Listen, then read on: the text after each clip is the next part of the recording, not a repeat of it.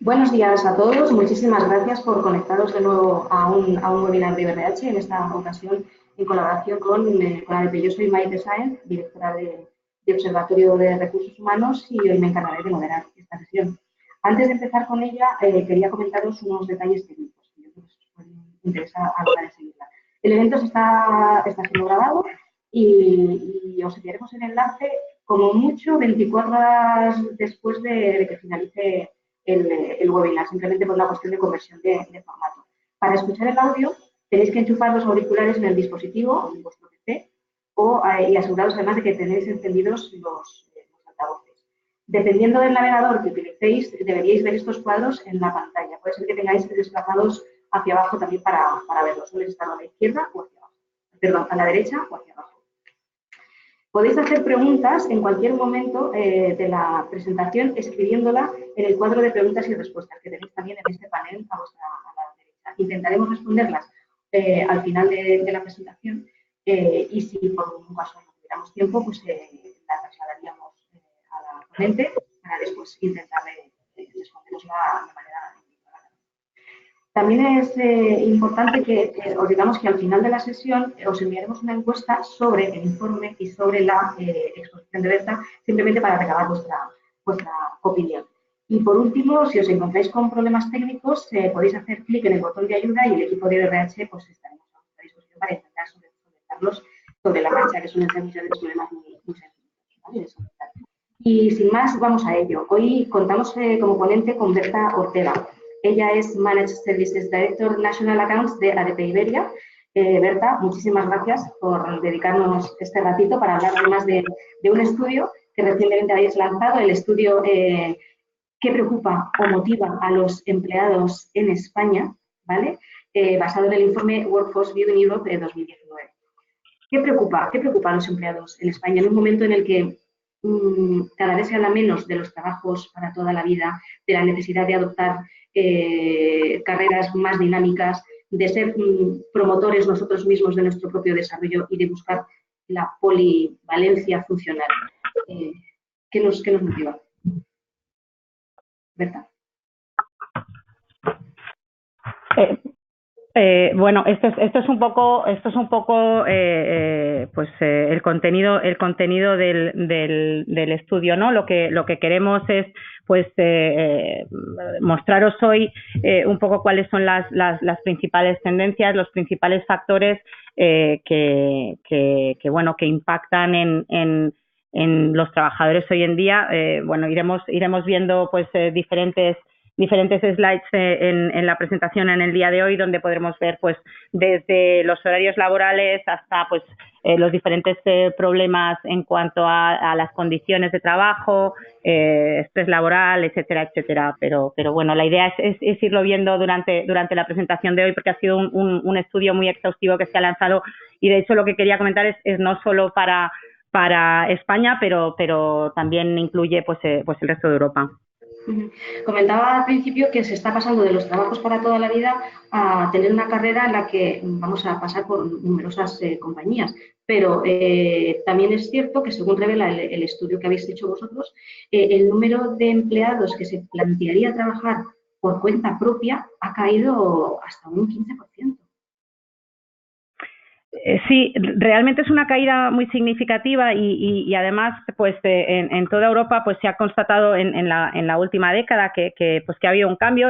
Los trabajadores estaban dejando atrás un poco ese esquema tradicional de carreras profesionales que habíamos llamado pues contrato social, en el que bueno, las empresas ofrecían la seguridad del trabajo para toda la vida. A cambio, los empleados pues se comprometían con ese trabajo para toda la vida, y sin embargo pues parece que esas mejoras en la economía recientemente y consecuentemente pues el aumento de los puestos de trabajo tradicionales han hecho pues que esa ilusión por el trabajo por cuenta propia pues se frenara desde hace un par de años, ¿no? Por dar algunos datos, pues hay un 15% más de entrevistados este año que dicen no mostrar interés por el trabajo por cuenta propia. Lo cual pues bueno, nos lleva a concluir que la popularidad de ese trabajo por cuenta propia, como bien decías, pues está efectivamente en retroceso, ¿no?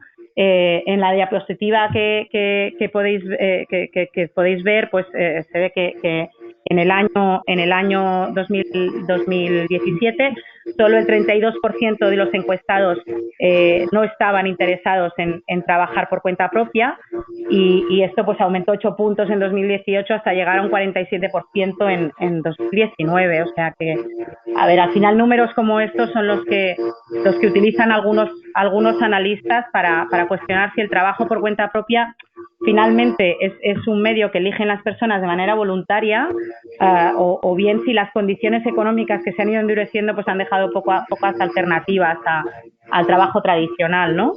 Totalmente cierto, es la combinación perfecta de un mercado laboral más débil y los avances en tecnología, con la digitalización que ha permitido que las empresas trabajen por su cuenta, que los trabajadores, trabajen por su cuenta.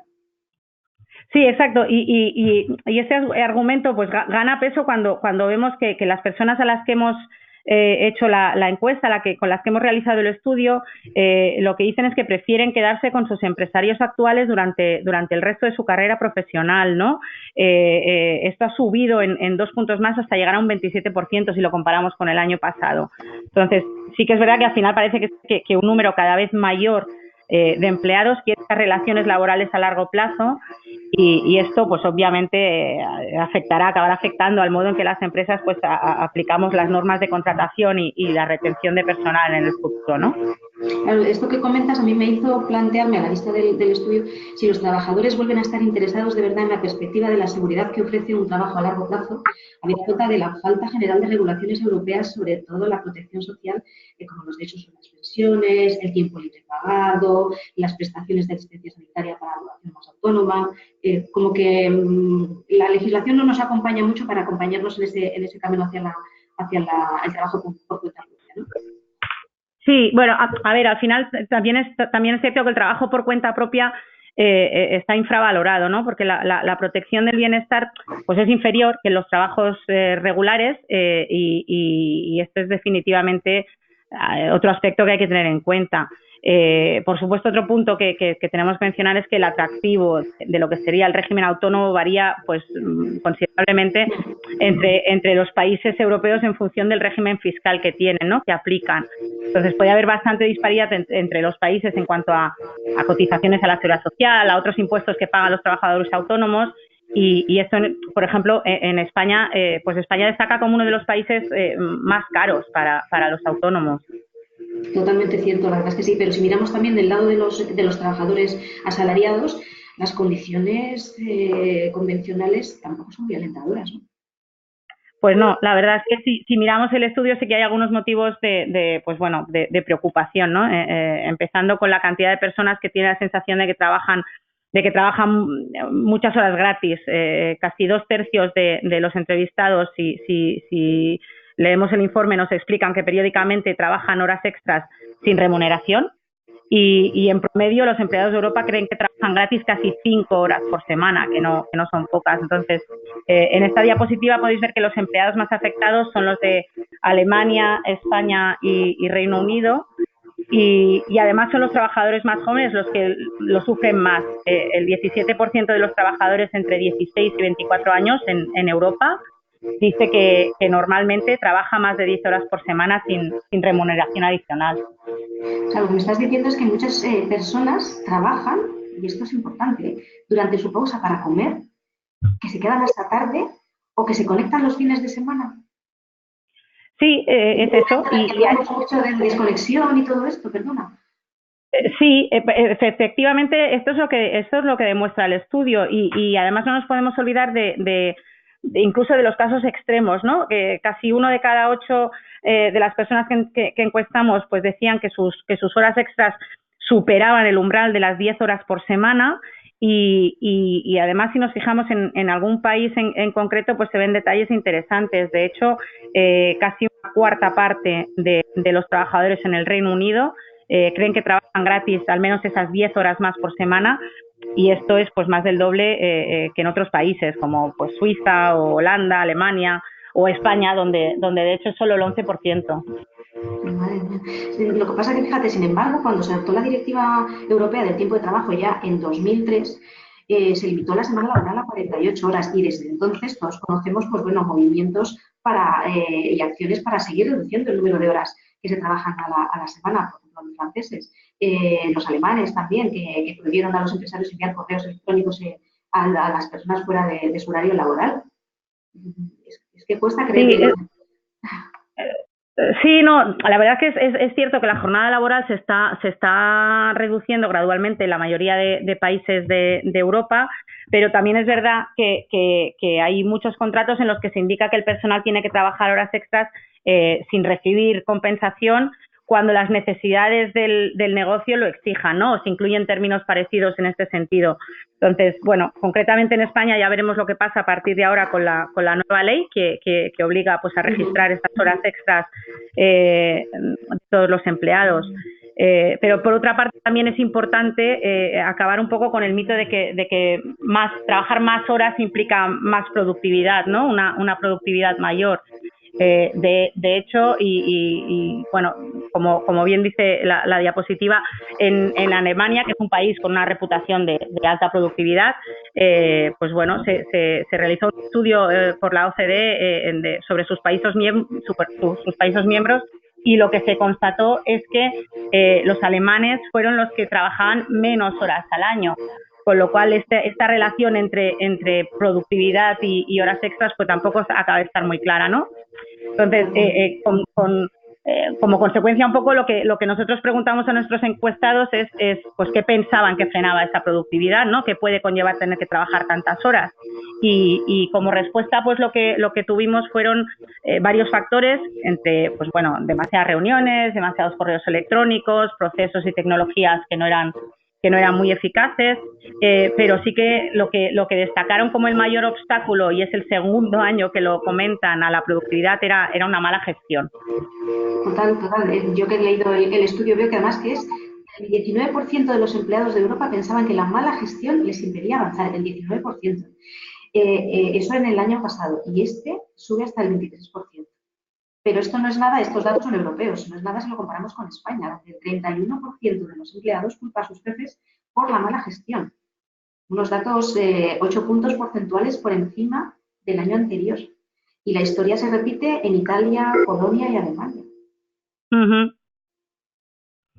¿Tiene realmente este peso? ¿De verdad tiene esto tanto peso en el tema que estamos hablando? ¿En la productividad? ¿En la mala gestión? ¿De verdad es mala gestión el contrapeso de la productividad? A ver, es cierto que efectivamente la mala gestión es el factor más destacado por los trabajadores que hemos encuestado, ¿no? También es cierto que siendo la productividad una medida tan importante del potencial y del éxito empresarial, hombre, es preocupante, cuanto menos, el hecho de que tantos empleados consideren que la gestión es más bien un obstáculo, ¿no? Más que una ayuda para que el personal sea productivo. Y en ese sentido, probablemente los empresarios lo que tendríamos que hacer es pues invertir en contratación y formación de superiores, de management, de jefes, que sean un activo real para los equipos, ¿no? También es cierto que en algunos países queda un largo camino por recorrer para luchar contra ciertas prácticas locales arraigadas y que están frenando esa eficiencia, ¿no? Como podemos leer en algunas partes del informe. Pero por otro lado, tampoco nos podemos olvidar de los otros factores que mencionábamos antes. Es decir, sí que es cierto que la mala gestión es el más destacado, pero sigue habiendo otros, como, bueno, pues lo que decíamos, ¿no? Demasiados correos, reuniones, sistemas ineficientes, falta de personal o incluso también la motivación de los empleados, ¿no? A la hora de trabajar. Y en referencia a este último, pues sí que es cierto que hay una mayor evidencia de falta de confianza o de falta de relación entre empleados y dirección. De hecho, fijándonos también en otro aspecto del estudio, menos de una tercera parte de los empleados europeos se sentirían cómodos informando a sus superiores de que están sufriendo problemas de salud mental, de que están sufriendo problemas de estrés. Y solo el 9% se sentiría cómodo explicándoselo también al Departamento de Recursos Humanos, ¿no? Con lo cual, pues bueno, no deja de ser preocupante también. Sí, y de hecho, lo que pasa es que la percepción que tenemos muchos de los que nos movemos en el ámbito de la gestión de personas es que últimamente se presta mucha más atención al tema de salud mental en el lugar de trabajo, y pensemos pues en los últimos, sobre todo, 5 años. ¿Vale? Y encontramos responsables y profesionales de la función que defienden las maneras de abordar el estigma de los problemas de la salud mental. ¿Cuál es la situación real en base al estudio de las empresas europeas en este ámbito? A ver, sí que es cierto que el tema de la salud mental pues se ha ido potenciando, se ha ido incorporando en lo que sería la agenda de las empresas, ¿no? Se habla más del tema, principalmente en respuesta al aumento de notoriedad que ha tenido este tema en los medios de comunicación europeos, ¿no? Pero aunque sí que es cierto que la conciencia general de estos problemas pues va en aumento, lo cual está muy bien, los resultados del estudio de este año sugieren que queda aún camino por recorrer, ¿no? Para superar el tabú de hablar de los problemas de salud mental en el trabajo, ¿no? Entonces, por dar unos datos, más del 65% de los empleados europeos dice que su empleador no se interesa para nada por su bienestar mental o bien superficialmente, ¿no? Y una de cada 3 personas pues admite que no se sentiría cómoda explicando su problema de salud mental en el trabajo. De todas formas, aún así, hay señales positivas que indican que las actitudes pues están cambiando, al menos entre los trabajadores más jóvenes de Europa. Más de 3/4 partes de los trabajadores entre 16 y 34 años dicen que sí, que explicarían un problema de salud mental en el trabajo, comparado con solo el 61% de los trabajadores de más de 55, ¿no? Entonces, bueno, no parece que sea algo que esté cambiando radicalmente, pero sí que va cambiando de manera paulatina. La verdad es que es alentador escucharlo, porque además de la importancia obvia que tiene abordar la salud en todos los ámbitos, mental, físico, emocional, de los trabajadores en el puesto de trabajo, además hay otras razones que tienen mucho peso y que tienen que ver con los costes relacionados con la salud mental, no solo para el Sistema Nacional de Salud, sino para las propias organizaciones. Eso no lo podemos dejar de lado. Berta, ¿qué conclusiones extraeríamos entonces de los resultados del estudio sobre el nivel de estrés de los empleados en el trabajo? Pues bueno, como podéis ver en los resultados que plasmamos en la diapositiva, los trabajadores de Europa están casi tan estresados como siempre, ¿no? No parece que haya grandes variaciones respecto al informe de 2017. Más de 1 de cada 6 dice que sufre estrés a diario en el trabajo. Los trabajadores polacos son los que tienen más problemas, el 25%, versus solo el 8% de los empleados holandeses que informan que tienen problemas de estrés diariamente en el trabajo, ¿no? Entonces, las variaciones no son muchas, pero sí que nos parece importante también destacar del informe que, curiosamente, uno de los factores que no estresa a las personas es la preocupación por no tener las habilidades correctas para llevar a cabo su trabajo, ¿no? El 89% de los trabajadores creen que tienen las competencias necesarias, las habilidades necesarias para tener éxito. Y esta autoestima está llegando a niveles máximos en España, donde un 93% de hecho de los encuestados dicen que creen tener lo que necesitan para el puesto de trabajo de hoy en día, ¿no? La verdad es que, bueno, lleva a pensar esta reflexión que hace sobre que las personas piensan que no, o como factor no estresante, la falta de habilidades, que no lo consideran un factor estresante. Eso es interesante. Es cierto que últimamente una de las medidas que más están promoviendo, que más están hablando en todos los foros políticos, sociales, económicos, como una manera de reducir los niveles de estrés es acortar la semana laboral, fomentar la conciliación de vida laboral y profesional, la flexibilidad. La idea incluso se llevó a la cumbre de Davos a principios de este año. Sí, de hecho la idea de una semana de 4 días está pues ganando peso rápidamente en el estudio. Como podéis ver, de hecho, más de la mitad de los trabajadores estuvieron de acuerdo en que si se les diera la opción, si pudieran escoger, este sería el horario laboral, ¿no?, que preferirían, y la idea pues atrae más a trabajadores en España. Casi 2/3 dicen que esta sería su forma de trabajar preferida, versus el 50% de Francia, o en contraste con el 38% de Polonia, en el que esta opción pues no tiene tanta preferencia, ¿no? Si vamos un poco más al detalle, la mayoría de las personas que están a favor de la opción de trabajar 4 días a la semana en lugar de 5, además lo que preferirían es trabajar un poco más, hacer jornadas más largas esos 4 días para mantener el mismo salario, mientras que solo un 13% preferiría una semana de 4 días en las que además mantuvieran el horario y redujeran salario, ¿no? Y de hecho, cuando hemos estado hablando pues de todo este tema de las horas extras no remuneradas, etcétera, pues hombre, tiene sentido pues que esa gente que tiene esa sensación de estar trabajando más horas, finalmente pues esas horas las trabaje de más esos 4 días y acabe manteniendo el mismo sueldo que tenía, ¿no?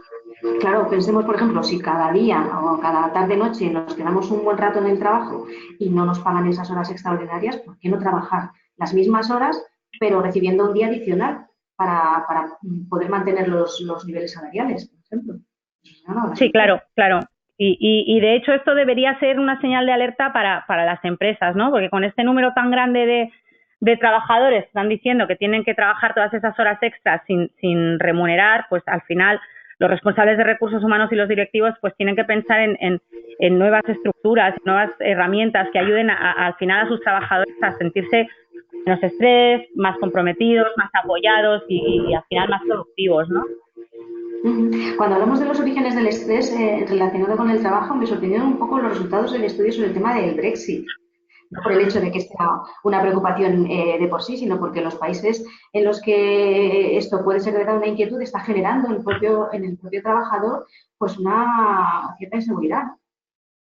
Sí, y de hecho a mí también es curioso, es decir, es lógico pensar que los trabajadores en el Reino Unido estén preocupados, pero sí que es cierto que cuando miramos en el estudio, pues no solo son ellos, ¿no? El Brexit ha generado una gran incertidumbre para muchas empresas y para sus trabajadores, lo que ha afectado, como decía, ¿no? Pues a los trabajadores del Reino Unido de una manera más personal, pero curiosamente también a otros trabajadores. Como podemos ver en la diapositiva, pues casi un 45% de los empleados británicos dicen que están preocupados pues por el hecho de que el Brexit pueda afectar a su trabajo, pero también hay un número significativo de trabajadores en países como Italia o España que tienen miedo de que haya un impacto, ¿no? De que acabe afectando también a sus puestos de trabajo. Entonces, estos son casi una cuarta parte, lo cual no es nada desdeñable y ciertamente curioso. Posiblemente en el caso de estos dos países y de algún otro parecido similar, con casuísticas similares, las preocupaciones giren en torno al hecho de que las oportunidades de empleo de la libre circulación en el Reino Unido se reducirán mucho como resultado de la nueva situación política. Sí, es muy probable que sea eso, ¿no? Además, también es cierto que los responsables de recursos humanos pues no lo han tenido fácil o no lo hemos tenido fácil, ¿no? Intentando tranquilizar a los trabajadores sobre las implicaciones de esa salida del Reino Unido de la Unión Europea, tanto a nivel de empleado individual como también para lo que significaba para el futuro de la empresa, ¿no? Hemos de aclarar que el momento en el que se realizó esta investigación fue en octubre de 2018. Solo 1 de cada 7 trabajadores en el Reino Unido dijo que su empresa había sido clara con ellos sobre sus planes para los cambios y una cuarta parte dijo que no se les había comunicado ningún plan. Con lo cual, hombre, me imagino, yo trabajadora en el Reino Unido, pues la verdad es que muy tranquila no estaría. Esto para cerrar esta parte del Brexit. Hablemos ahora de discriminación. Que últimamente también se ha convertido en un objeto de debate y además de campañas incluso de sensibilización de medios de comunicación. En mi opinión hay dos cosas interesantes que destacar sobre el informe. Una es que se ha reducido el número de personas que se han sentido discriminadas en el trabajo y de que hay indicios de un creciente apoyo a que se informe de brechas salariales de género en la empresa. Berta, ¿qué opinas? Sí, a ver, sí que es cierto que existe un motivo para el optimismo, pero también tenemos que ir con cuidado. O sea, el número de empleados de Europa que dicen que han sido discriminados, sí es cierto que se ha reducido 4 puntos desde el 2017 hasta llegar al 30%. Por lo tanto, a ver, aunque estemos lejos todavía de erradicar la discriminación, porque sigue siendo un 30%, los resultados podrían indicar que los empresarios y también los empleados pues están tomando medidas, ¿no? Se están realizando acciones. También quisiéramos señalar que, y tal y como comentábamos antes, con los problemas sobre denunciar los problemas de salud mental en el trabajo, los jóvenes vuelven a ser los que están liderando, ¿no? Estas acciones. Los millennials parecen ser los más progresistas en este caso, y hay un tercio de ellos que dice que es necesario informar de la brecha salarial de género en su organización. Y hasta 3/4 dicen que podrían incluso considerar dejar la empresa en la que trabajan si descubrieran que su empresa se está pagando de manera desigual a hombres y mujeres, ¿no? Y también es más probable, además, que sean los empleados jóvenes los que digan que han sufrido discriminación de género. De hecho, si vemos el estudio, como podéis ver en la diapositiva, hay 1 de cada 10 personas de menos de 35 años que declara que ha sido discriminada, en comparación con solo el 4% de las personas mayores de 45 años, ¿no? Por lo tanto, como comentaba, sí que hay indicios de cambio de actitud al respecto entre generaciones. Y hay pues bueno, hay una puerta abierta al optimismo, pero tenemos que ser cuidadosos cuando hablamos de mejoras sustanciales, ¿no? O sea, sí, ciertas mejoras, pero bueno, ligeras. Ligeras. Hay un dato también que me llama la atención. Dice, los trabajadores en Italia son los que más considerarían cambiar si descubrieran la existencia de brecha salarial de género, seguidos muy de cerca por los empleados en España. Eso también da para es cierto. Es así. Sí. Hay otro tema que también yo creo que es interesante destacar del estudio. Incluso después de trabajar horas extraordinarias y de preocuparse por las desigualdades salariales, los empleados no saben si se les está pagando correctamente. Y de hecho, casi 1/4 de los empleados europeos, los españoles europeos, afirman que no se darían cuenta si no recibieran el sueldo que les corresponde. O sea, estarían en el limbo de los justos o los injustos. Esta cifra es incluso superior en el Reino Unido y en Francia, con un 28 y un 30% respectivamente. ¿Qué piensas de este hecho de que potencialmente millones de trabajadores europeos podrían estar recibiendo sueldos diferentes a lo que realmente les tendría que corresponder? Pues la verdad es que, igual que a mí me sorprendió mucho, ¿no? Cuando leí esta parte del informe y, bueno, precisamente en un momento en que los sueldos en Europa empiezan a subir. En España, por ejemplo, el gobierno ha aumentado recientemente el salario mínimo en un 22%, y que los salarios están creciendo rápidamente en el centro de Europa, que además pues hay falta de mano de obra en algunos sectores en Europa. Pues bueno, se podría esperar que hubiera más empleados que supieran pues cuánto vale, ¿no?, su trabajo. Sin embargo, pues viendo los resultados del estudio, sí que es verdad que observamos que hay una gran cantidad de personas, de trabajadores, que o bien no comprueban sus extractos de pago, no comprueban sus nóminas, o que fundamentalmente cuando lo hacen, pues no acaban de entender el detalle, ¿no? Y esto obviamente pues puede tener repercusiones muy graves. Ya no solo la posibilidad, obviamente, de que un empleado reciba menos salario neto del que debería, sino que también puede acabar pagando finalmente una factura fiscal si las autoridades pues bueno, dictaminaran que no están de acuerdo con el cálculo realizado, ¿no? Si nos fijáramos en el desglose por grupos de edad, los empleados más jóvenes, los que tienen entre 16 y 24 años, serían los que están menos seguros de que se darían cuenta de los errores en su nómina. Una tercera parte de ellos no se darían cuenta si se les pagara incorrectamente, en comparación con solo el 19% de los que tienen más de 55 años. ¿Qué debemos pensar al respecto? Pues, a ver, lo que debemos pensar es que todos los que estamos implicados en el proceso de nóminas, pues tenemos que prestar atención a estos resultados, ¿no? Como decías, 1 de cada 6 personas de entre 16 y 34 años dice que su recibo de nómina es un poco más que un misterio, mientras que el 18% dice que bueno, que ni tan siquiera lo comprueba, ¿no? Y sí que es cierto que las nóminas pueden ser documentos complicados, con términos que difícilmente aparecen en otros contextos, pero por suerte los errores no son habituales, son raros, y es preciso que los empleados entiendan pues su pago y las deducciones, ¿no? Y tanto si son trabajadores jóvenes como trabajadores pues más cercanos a la jubilación, al final los empresarios y los proveedores de nómina lo que tenemos que hacer es tomar las acciones necesarias pues para solucionar esta situación, ¿no? Y darles las herramientas necesarias. Desde luego, porque además no hay que perder de vista una cuestión importante, y es que aunque la responsabilidad del empresario es proporcionar nóminas precisas, los empleados podrían ser responsabilizados de errores relacionados con los impuestos. ¿Es así? Sí, claro. Y además, a ver, por poner un ejemplo, pensemos en el efecto en cadena de todo esto, ¿no? Prestaciones por enfermedad, cotizaciones para pensiones, además de muchas otras cosas que pueden resultar afectadas por errores en las cotizaciones obligatorias. Sí. ¿Cuáles serían las mejores medidas y las principales que se podrían tomar por parte de la empresa para evitarlo? A ver, yo creo que las empresas lo que tenemos que hacer es analizar la realidad de que finalmente hoy en día las personas como consumidoras estamos acostumbradas a interactuar con aplicaciones tecnológicas que nos permiten un acceso rápido y fácil a la información, ¿no? Y que esperamos también este tipo de experiencia pues de los sistemas de nuestras empresas, por ejemplo, del sistema de nóminas. Las empresas deberíamos examinar con atención esta experiencia de pago que estamos ofreciendo a los empleados y preguntarnos si la tecnología de nóminas que alimenta esta experiencia está efectivamente diseñada pues para satisfacer esas expectativas, ¿no? de los empleados de hoy en día, que están muy habituados a todas estas aplicaciones, ¿no? Sí, precisamente por eso, porque están tan habituados a las aplicaciones, tan familiarizados con la tecnología, yo creo que cualquier herramienta que les facilite y les haga transparente y les haga legible su nómina, bueno, pues sería absolutamente necesario y fantástico. De hecho, ya sabemos que un error de nómina es que es un error de carácter higiénico, incluso. ¿Una herramienta con autoservicio por parte del empleado sería la más idónea? Sí, podría serlo. Es decir, esto ofrecería a tu personal una manera más adecuada de acceder a la información de nómina y incluso de interactuar con ella, ¿no? Directamente.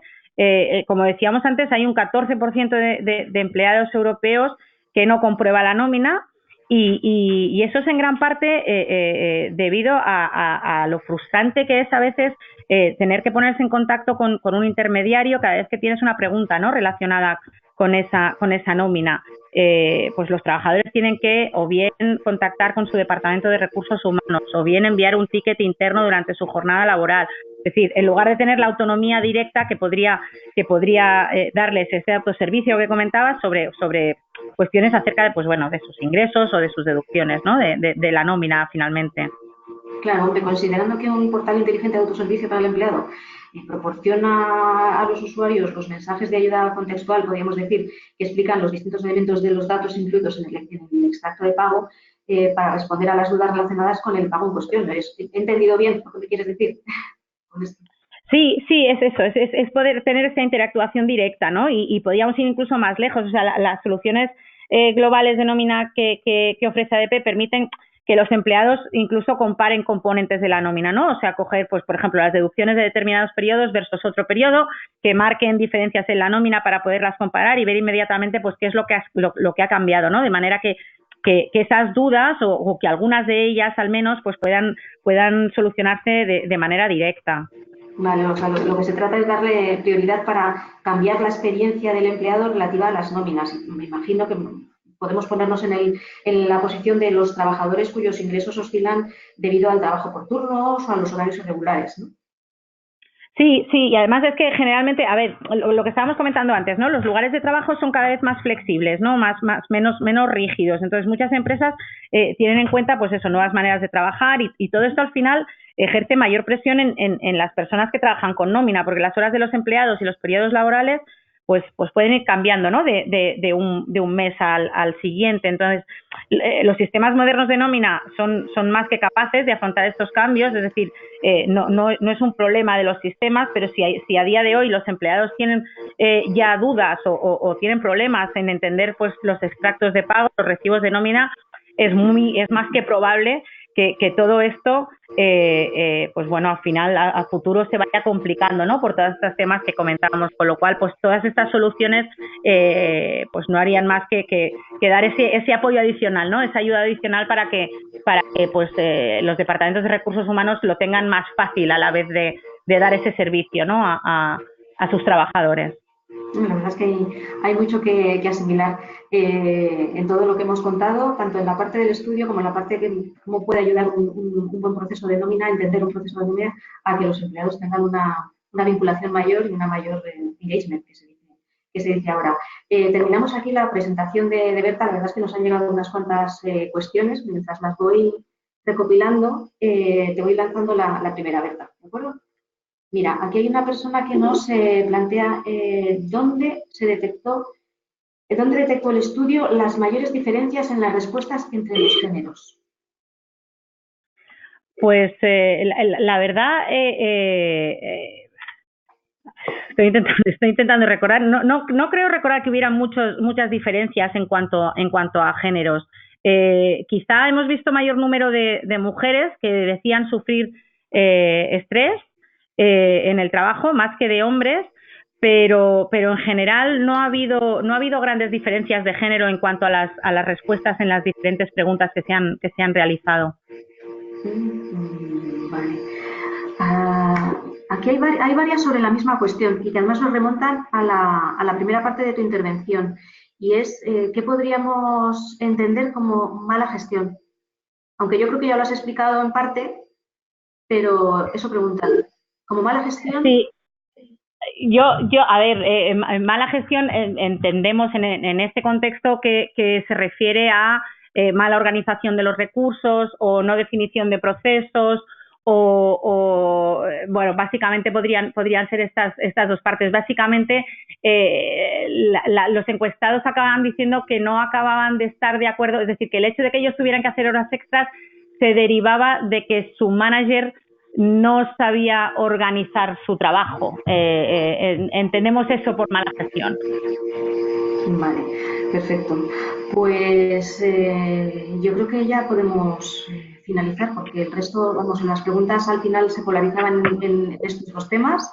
Yo creo que ha sido una intervención reveladora, interesante, un estudio además realizado en profundidad no solo en España, sino en toda Europa, lo cual nos da también elementos y criterios para valorar nuestra posición en el ámbito de los países similares al nuestro.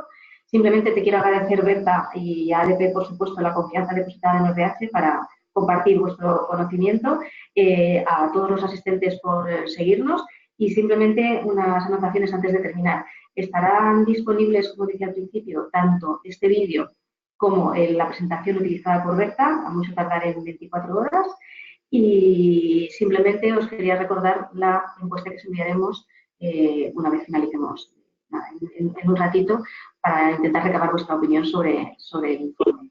Muchísimas gracias de nuevo y nada, os emplazo a un nuevo webinar. Muchísimas gracias. Gracias a vosotros. Gracias, Maite. Adiós.